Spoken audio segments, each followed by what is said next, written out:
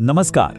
जरा सोचिए, एक छोटी सी जागीर जो हर रोज अपने वजूद के लिए लड़ रही थी, वो कैसे हिंदुस्तान की सबसे तरक्की पसंद रियासतों में से एक बन गई। आज हम भावनगर के उधर की इसी शानदार कहानी का सफर तय करेंगे। ये कहानी है मुश्किलों से लड़ने की, दूर की सोच की और लगातार आगे बढ़ते रहने की।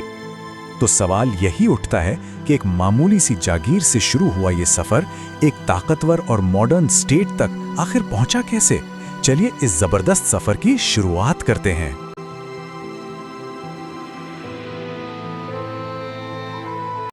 हमारी कहानी की शुरुआत होती है 13वीं सदी के बीच में। चलिए जरा वक्त में पीछे चलते हैं। ये वो दौर था जब सौराष्ट्र की जमीन पर उथल-पुथल मची हुई थी और तभी योद्धाओं का एक दल यहाँ एक नया इतिहास लिखने के लिए पहुंचा। ये थे गोहेल राजपूत, अपनी बहादुरी और मजबूत इरादों के लिए जाने जाने वाला एक लड़ाका वंश। उनके यहाँ आने से ही उस नींव का पहला पत्थर रखा गया जिस पर आगे चलकर भावनगर का इतना बड़ा और शानदार साम्राज्य खड़ा होना था। उनके लीडर शेखाजी ने किसी बड़े साम्राज्य से नहीं बल्कि एक छोटी सी जागीर से शुरुआत की। हाँ, ये नींव भले ही छोटी थी, लेकिन इस छोटे से बीज में एक बहुत बड़े और महान भविष्य की जैसा अक्सर होता है, ये रास्ता फूलों का नहीं बल्कि कांटों से भरा था। शुरुआती दौर तो चुनौतियों, खूनी लड़ाइयों और अपने वजूद को बचाने के लिए एक लगातार चलने वाले संघर्ष की कहानी थी। शेखाजी के बाद उनके उत्तराधिकारियों ने इस मशाल को जलाए रखा।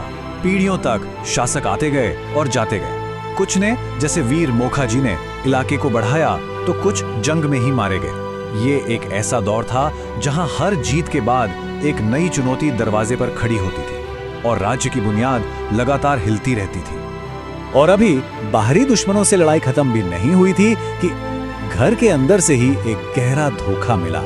असली वारिस सारंग जी को उनके अपने ही चाचा राम जी ने गद्दी के लालच में कैद कर लिया और सत्ता पर कब्जा कर लिया।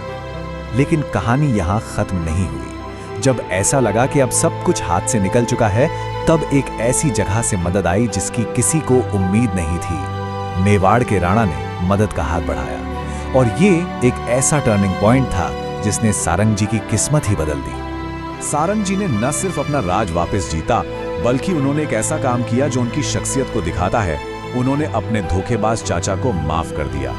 यही वो चरित्र था जो आगे चलकर इस राज्य की पहचान बना।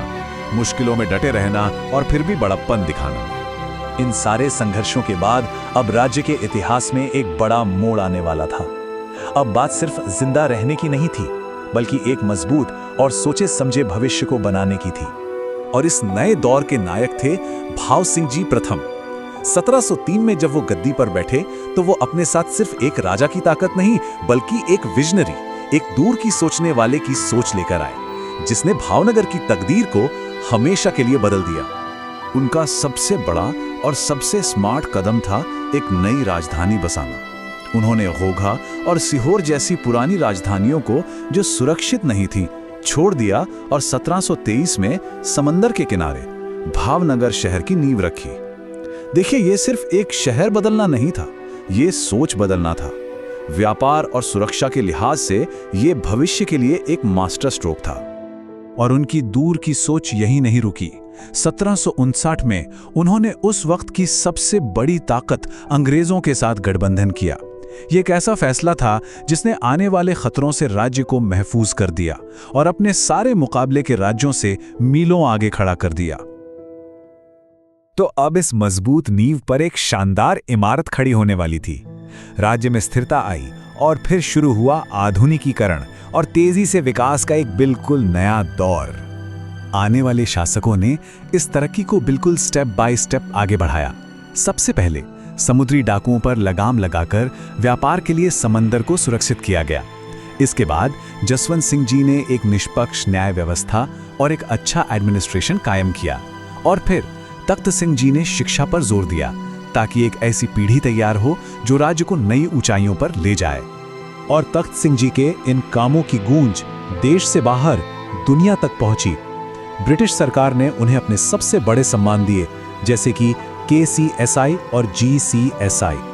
यहाँ तक कि दुनिया की जानी मानी कैम्ब्रिज यूनिवर्सिटी ने भी उन्हें मानद डॉक्टरेट की उपाधि दी। ये भावनगर की लीडर्स की सोच को मिली एक ग्लोबल पहचान थी। फिर 1896 में आए भाव सिंह जी द्वितीय, जिन्होंने तो तरक्की की रफ्तार ही बदल दी। उन्होंने आम लोगों के लिए सेविंग्स बैंक खोले, रेलवे लाइनों को बढ़ाया, एक नया बंदरगाह बनवाया और इतना ही नहीं, उन्होंने 2 भयानक अकाल के वक्त हालात को इतनी अच्छी तरह संभाला कि हजारों जानें बच गईं। उनके इन्हीं जबरदस्त कामों के लिए 1909 में उन्हें महाराजा की उपाधि दी गई। तो इतनी सारी मेहनत, इतने सुधारों का नतीजा क्या निकला? चलिए देखते हैं भावनगर को अपने शिखर पर, एक ऐसा राज्य जो अपनी मेहनत और दूर की सोच के दम पर खड़ा था। 20वीं सदी की शुरुआत तक ये राज्य फैल चुका था, पूरे 2860 स्क्वायर मील में। इसकी सालाना आमदनी थी 45 लाख रुपए। उस जमाने के हिसाब से ये एक बहुत बहुत बड़ी रकम थी, जो इसकी आर्थिक ताकत को दिखाती थी और इज्जत और शान का प्रतीक। इसके शासक को 11 तोपों की सलामी का हक हासिल था, जो उस वक्त रियासतों में एक बहुत ऊंचा दर्जा माना जाता था। तो संक्षेप में कहें तो ये एक आत्मनिर्भर, एक शक्तिशाली राज्य था, जिसके पास अपनी खुद की रेलवे थी, अपनी सेना थी और सबसे जरूरी एक सुनहरा और खुशहाल भविष्य उसके सामने था। तो आखिर में ये कहानी हमें क्या सिखाती है? ये हमें सिखाती है कि विरासत जन्म से नहीं बल्कि कर्मों से बनती है। ये दिखाती है कि कैसे दूर की सोच, सही फैसले और अपने लोगों की भलाई का जज्बा किसी भी चुनौती को एक मौके में बदल सकता है।